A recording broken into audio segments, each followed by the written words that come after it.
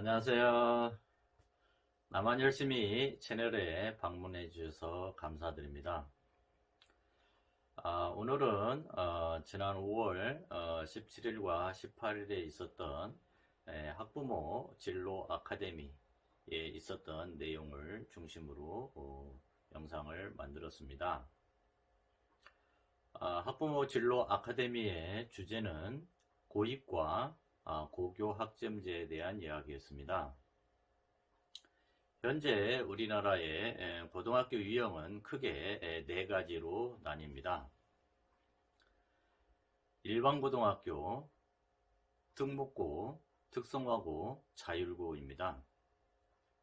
이러한 네 가지 유형 중에 우리의 자녀가 어떤 고등학교를 선택해야 하는지는 당연히 자녀에게 도움이 되는 고등학교를 가야 된다는 것이죠. 자, 그러면 이 고등학교를 선택하기 위해서 우리 자녀의 정체성을 알아야 된다고 봅니다. 정체성은 흥미나 적성, 가치관, 성격 등으로 나타나는 우리 자녀의 특성을 말합니다. 이러한 특성을 바탕으로 중학교 단계에서 진로 탐색을 통해서 자기에게 맞는 이러한 이 고등학교를 들어가야 된다고 생각을 합니다. 그리고 고교 학점제에 대해서 말씀드리겠습니다. 2015 교육과정에 적용을 받고 있는 현재 중학교 3학년에서 고등학생들까지의 평가 방법과 2022년 교육과정에 적용을 받고 있는 현재 초등학교에서 중학교 2학년까지 학생들인 다른 평가 방식을 적용받고 있고요. 그럼에 따라 이제 우리 학생들이 준비해야 될, 그리고 고등학교 가서 공부를 해야 될 것들에 대해서 많은 변화가 예상되고 있습니다. 본 영상은 고교 학점제와 고입에 대해서 모든 내용을 포함하고 있지는 않습니다. 내용을 보시고 부족한 점이나 궁금한 점은 상담을 신청해 주시면 언제든지 상담을 하실 수가 있습니다. 그리고 내용이 마음에 드신다면 좋아요와 구독 부탁드리겠습니다. 네, 고맙습니다. 이제 고입하고 그 다음에 고교 학점제에 대해서 이제 간단하게 말씀을 드리도록 하겠습니다. 이제 그 인쇄물의 이제 첫 페이지에 보시면요. 고등학교 분류에 대해서 이렇게 우리나라는 이렇게 이제 이런 분류를 하고 있고요. 일반고등학교, 특목고, 특성화고, 자율고, 기타 이렇게 이제 분류를 하고 있습니다. 이 일반고등학교는요, 우리나라 전국에 한 70% 정도가 일반고등학교에 해당이 되고, 이제 그 다음에 특목고는 외고, 국제고, 과학고, 그 다음에 예체능, 그 다음에 이제 마이스터 고등학교 이렇게 이야기를 하고 있고요. 그 다음에 이제 특성화 고등학교는 이제 직업적 특성화와 이제 주로 체험 위주로 하는 대안적 특성화 고등학교가 이렇게 있고요. 그 다음에 자율고는 80% 정도는 일반고하고 운영 형태가 같아요. 근데 20% 정도만 자율고 형태로 운영하는데, 그거는 이제 간단하게 말씀드리면, 어차피 이제 고등학교에서는 그 상위 학교가 이제 대학교잖아요. 대학교에 이제 가기 위해서 우리가 수시와 이제 정시로 나뉘지만, 우리가 이제 정시까지 간다고 했을 때 중요 과목이 국영수잖아요. 예, 국영수 과목에 대해서 일반고등학교는 일주일에 한 3시간 정도 한다면 이 자율고등학교는 4시간 정도를 가르칠 수 있는 자율권이 주어지는 거예요. 그렇다면 수능에서는 어느 학교가 이렇게 유리하겠습니까? 객관적으로 자율고겠죠. 그래서 이제 자율고에 이제 인기가 있고 이제 그런 겁니다. 이제 일단 겉으로. 예.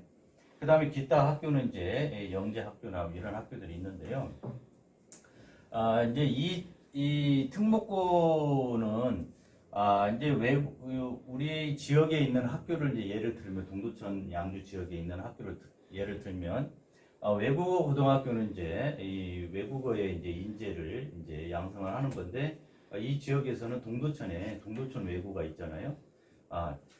전체적으로 이제 경기도만 보면은 경기도에는 8개의 외고가 있어요. 그렇기 때문에 우리 학생이 이제 이 경기도가 아닌 다른 지역에 있는 서울이나 이런 외고로 갈 수가 있느냐? 갈 수가 없습니다. 그 이유는 자기가 학교가 다니는 그 시도에 외고가 한 개라도 있으면 다른 지역으로 갈 수 없도록 이렇게 해놨어요. 제도적으로. 그렇습니다. 예. 뭐 이사를 가면은 뭐 갈 수가 있겠죠. 그리고 이제 국제고등학교는 이제 뭐그 국제관계에서 뭐 외교라든가 또는 통상 이런 거에 이제 전문가를 양성하는 게 국제고등학교인데 이 국제고등학교는 경기도에는 3개가 있어요. 거기는 이제 동탄인 동탄국제고하고 그다음에 이제 가평에 있는 청심 국제고등학교, 그 다음에 여기서 가까운 일산 쪽에 있는 고양국제고등학교 이렇게 3개가 있고요. 그 다음에 이제 과학고는 경기도에 이제 전에는 2개가 있었어요. 수원에 경기 과학고등학교가 있고 의정부에 경기 북과학고가 있는데 수원에 있는 것은 영재학교로 운영이 이제 바뀌었고요. 그래서 순수한 과학고는 의정부에 있는 북과학고 이렇게 한 개가 있습니다. 그 다음에 예술체육고 이런 것들은 이제 경기도에는 이제 4개가 있게 되고요. 그 다음에 이제 마이스터 고등학교는 이제 3개가 있습니다. 수원에 수원 하이텍 고등학교가 있고요. 그 다음에 이제 평택에 옛날에 이제 평택 기계공고 주로 이제 마이스터 고등학교는 기술 쪽에 최고의 기술력을 가지고 있는 그런 인재를 양성하고자 만든 거라서 전기나 기계 이쪽의 고등학교들이 공업고등학교죠. 그런 형태가 이제 마이스터 고등학교로 바뀌었고요. 또 하나 특이한 것은 경기도에는 이제 게임 관련해서 게임 마이스터 고등학교가 있습니다. 그렇게 보시면 되겠고요. 그 다음에 이제 특성화고에서는 직업 특성화고로 이 지역에서는 2개가 있습니다. 양주에 있는 전에는 이제 남문 뭐 고등학교인데 지금은 한국 외식과학고등학교로 이제 이름이 바뀌어서 2개의 과가 있습니다. 조리과하고 그 다음에는 카페, 베이커리, 관광과 이렇게 2개가 있고요. 또 하나는 이제 동두천에 있는 전에는 동두천 여상입니다. 전신이 지금은 한국 문화영상고등학교로 교명이 바뀌어서 3개의 과가 있습니다. 거기에는 이제 금융과가 있고요. 그 다음에 영상과, 그 다음에 복지 관련한 과가 이렇게 되겠습니다. 이 지역에서는. 그리고 이제 이 자율고등학교는 양주고가 21년도까지는 이제 자율고로 이렇게 지정이 돼서 5년 동안 지정이 됐는데 그 이후에 재지정이 안 됐어요. 안 됐지만 자율고 형태로 운영을 하고 있습니다. 그거는 예산이 그만큼 뒷받침이 돼서 자율고 형태로 이제 운영을 하고 있지만 실제 자율고는 아니에요. 현재 그렇게 운영되고 있습니다. 이제 25년도에 다시 한번 어떻게 지정이 될지는 아직 이제 그때 가봐야 알겠고요. 그렇습니다. 그리고 나머지 학교들은 뭐 가까운 덕현이나 덕정이나 옥정이나 옥빛이나 뭐 등등 이 지역에서 있는 것들은 다 일반 고등학교에 해당이 되겠습니다. 이렇게 간단하게 보고요. 그 다음에 이제 이 고교 학점제 관련된 말씀을 드리겠습니다. 지금 이제 현재 중학교는 현재 절대평가로 하고 있고요.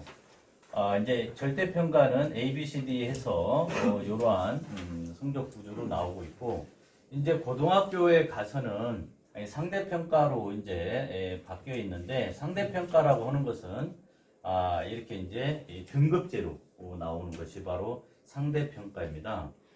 자, 뭐 100명의 예를 들면은 1등급이라고 하는 것은 4% 비율은 퍼센트입니다. 4%까지가 1등급이에요. 그럼 100명 기준으로 했을 때 4명까지가 1등급에 해당되는 얘기입니다. 2등급은 이제 7%를 더해서 11명까지 이렇게 되죠. 쉬운 문제가 아니죠. 참고로 우리 학교에 1학년, 2학년, 3학년은 대략 300명의 학생들이 있습니다. 그러면 300명에서 1등급이 나오려면은 12명 정도가 1등급이 나오는 거죠. 그렇게 보시면 되겠고요. 여기는 그냥 넘어가도록 하겠습니다. 비슷한 얘기가. 그래서 이제 상대평가에서 절대평가로 한다고 하는 것은 상대평가는 굉장히 경쟁이 치열합니다. 왜냐하면 95점을 받아도 1등급이 안 될 수도 있잖아요. 우선 학생들이 많으면은.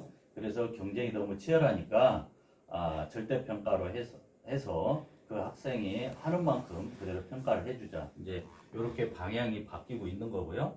그래서 서열, 줄 세우기에서 성장 중심으로 변화가 된다는 그런 말씀을 드릴 수 있고, 그러면 이제 25년도에 이제 고교학점제가 본격적으로 시행이 되는데, 그렇다면, 지금 나뉘어지는 게 중3 이상은 2015년도 교육과정에 적용을 받고요. 초등학교에서 중학교 2학년까지는 2022년 이 교육과정이 적용을 받기 때문에 평가 방법이 달라요. 그래서 이제 좀 이따 더 뒤에 가서 차트에서 보도록 하겠고요. 자, 그러면 이제 고교학점제는 뭐냐면 진로와 적성에 따라서 이제 과목을 자기가 선택한다는 것이죠. 우리 대학에서 선택을 하듯이.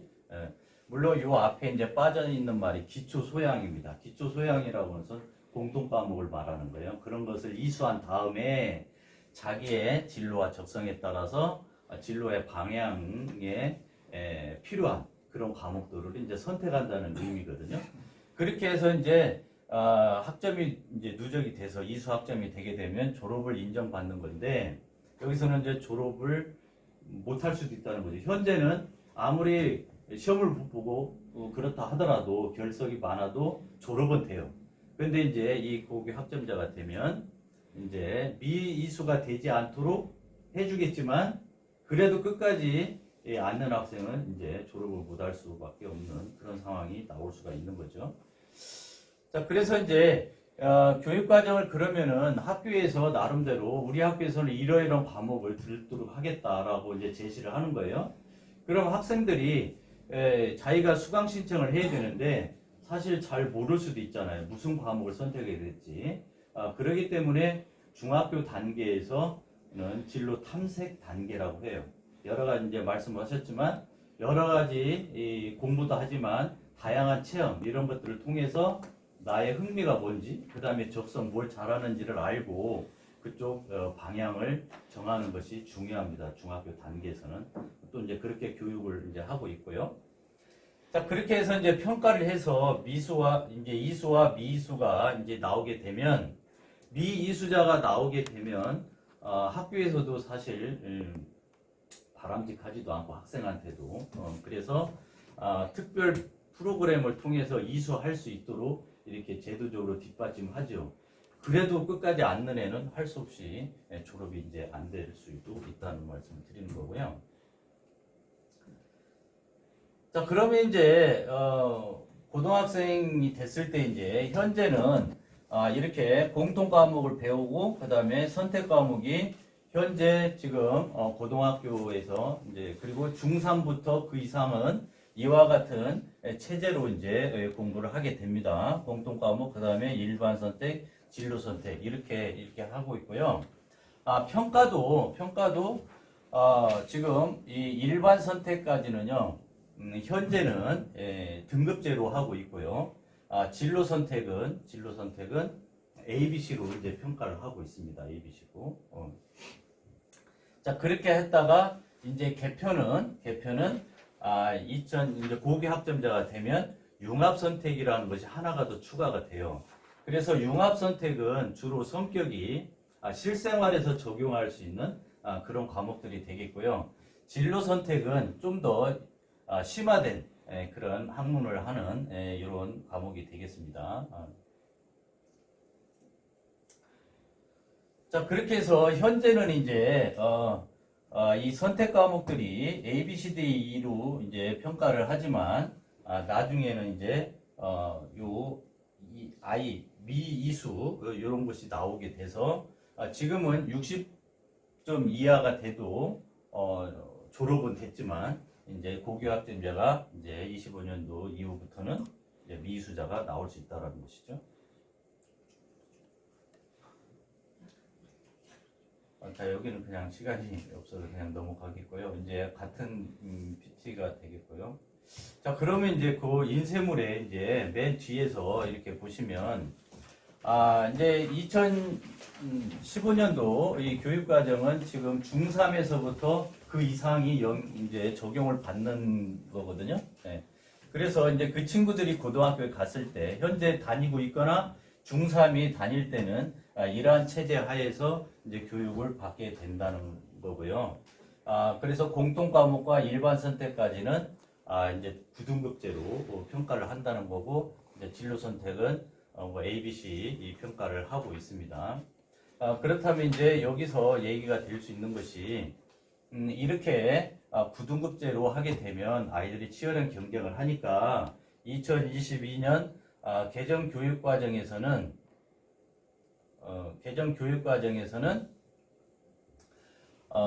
이제 이 절대평가로 하자는 거거든요. 여기도 진로 선택과 융합 선택도 절대평가로 A, B, C, D로 하자. 그런 얘기. 그러면 좀 치열한 경쟁을 좀 줄이지 않겠느냐.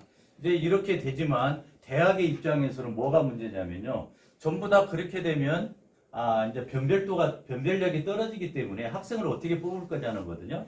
그래서 지금 중학교 2학년까지 초등에서 이 학생들은요.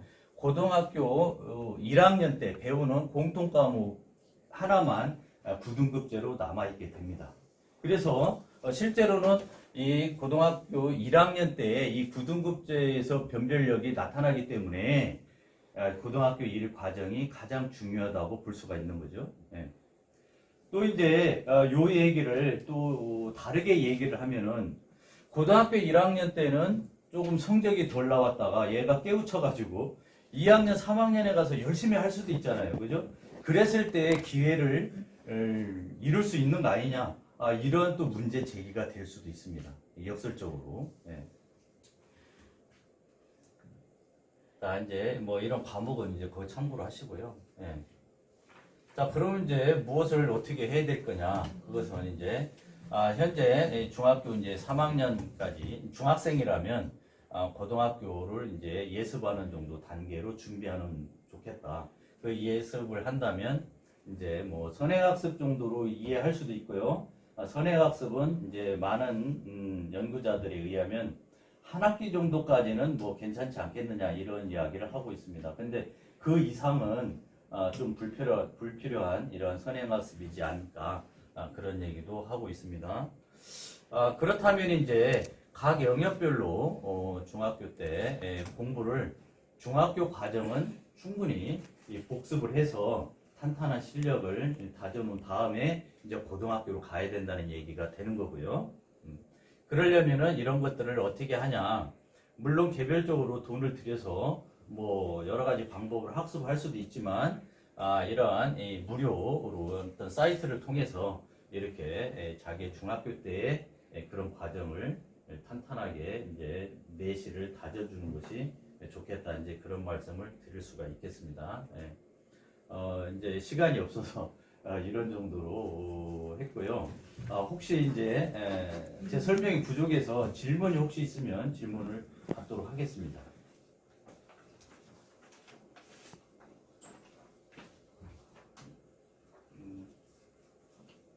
시간이 없나요? 아니면 설명을 너무 잘했나요? 농담입니다. 그리고 이제 혹시라도 너무 부족하다 나는 지금 시간도 없고 그러면 상담 신청을 해주세요. 그러면 저는 언제든지 저는 이제 준비하고 있습니다. 이제 그럼 주로 낮 시간에 제 근무 시간에 이게 상담을 좀 이렇게 신청해 주시면 자녀와 같이 와도 되고요. 그리고 이제 아까 이제 이 심리검사에 대한 것은 분석을 했지만 좀 미흡한 점도 미흡하다는 것보다도 시간이 없어서 말씀을 다 못하신 말씀을 제가 아는 범위 내에서 이제 보충을 해드릴 수도 있거든요. 그래서 그런 시간을 갖는 걸로 하고 오늘은 이렇게 마치도록 하겠습니다. 오늘 이렇게 오셔서 고맙습니다. 예.